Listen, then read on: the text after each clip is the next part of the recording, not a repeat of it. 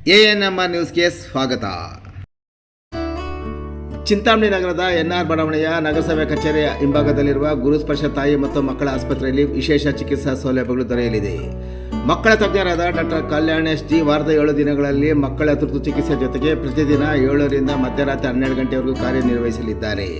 ನವಜಾತ ಶಿಶು ಆರೈಕೆ, ರೋಗ ನಿರೋಧಕ ಲಸಿಕೆಗಳು, ಒಳರೋಗಿ ಮತ್ತು ಹೊರರೋಗಿ ಸೇವೆಗಳ ಜೊತೆಗೆ ಫೋಟೋಥೆರಪಿ ಮತ್ತು ನೆಬಲೈಸೇಷನ್ ಸೇವೆಗಳು ಇವರಿಂದ ದೊರೆಯಲಿದೆ.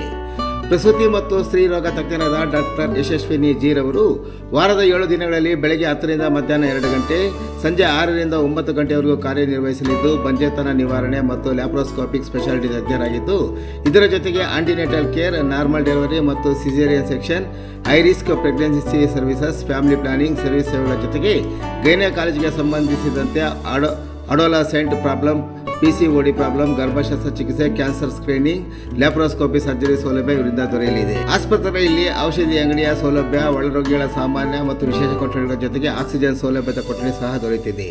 ಹೆಚ್ಚಿನ ವಿವರಗಳಿಗೆ ಮೊಬೈಲ್ ಸಂಖ್ಯೆ 7676985401ಕ್ಕೆ ಸಂಪರ್ಕಿಸುವುದು. ಚಾಲಕನ ನಿಯಂತ್ರಣ ತಪ್ಪಿ ರಸ್ತೆ ವಿಭಜಕಕ್ಕೆ ಡಿಕ್ಕಿ ಹೊಡೆದ ಕಾರು. ಹಿಂದೆ ಬಂದ ದ್ವಿಚಕ್ರ ವಾಹನ ಸವಾರ ಕಾರಿಗೆ ಡಿಕ್ಕಿ. ಕಾರು ಚಾಲಕನ ನಿಯಂತ್ರಣ ತಪ್ಪಿ ಚಿಂತಾಮಣಿ ನಗರದ ಬೆಂಗಳೂರು ಜೋಡಿ ರಸ್ತೆಯ ಕನಂಪಲ್ಲಿ ಸಮೀಪದ ಕೇಕ್ ಬಜಾರ್ ಬಳಿ ರಸ್ತೆ ವಿಭಜಕಕ್ಕೆ ಕಾರು ಡಿಕ್ಕಿ ಹೊಡೆದು ರಸ್ತೆಯಲ್ಲಿ ನಿಂತಿದೆ. ಇನ್ನು ಕಾರಿನ ಹಿಂಬದಿಯಲ್ಲಿಯೇ ಬರುತ್ತಿದ್ದ ದ್ವಿಚಕ್ರ ವಾಹನ ಸವಾರ ದಿಢೀರನೆ ರಸ್ತೆಯಲ್ಲಿ ಕಾರು ನಿಂತ ಪರಿಣಾಮ ಹಿಂಬದಿಯಿಂದ ಕಾರಿಗೆ ಡಿಕ್ಕಿ ಹೊಡೆದ ಪರಿಣಾಮ 2 ವಾಹನಗಳು ಮುಂಭಾಗ ಜಖಂಗೊಂಡರೆ ದ್ವಿಚಕ್ರ ವಾಹನ ಸವಾರನಿಗೆ ಗಾಯವಾಗಿದ್ದು ಚಿಂತಾಮಣಿ ಸಾರ್ವಜನಿಕ ಆಸ್ಪತ್ರೆಗೆ ದಾಖಲು ಮಾಡಲಾಗಿದೆ.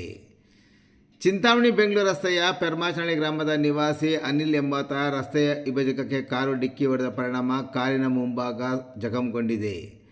ಕಾರಿನಲ್ಲಿದ್ದ ಏರ್ ಬೆಲೂನ್ಗಳು ತೆರೆದುಕೊಂಡ ಹಿನ್ನೆಲೆಯಲ್ಲಿ ಕಾರು ಚಾಲನೆ ಮಾಡುತ್ತಿದ್ದ ಅನಿಲ್ಗೆ ಯಾವುದೇ ಗಾಯಗಳಾಗದೆ ಪಾರಾಗಿದ್ದಾನೆ.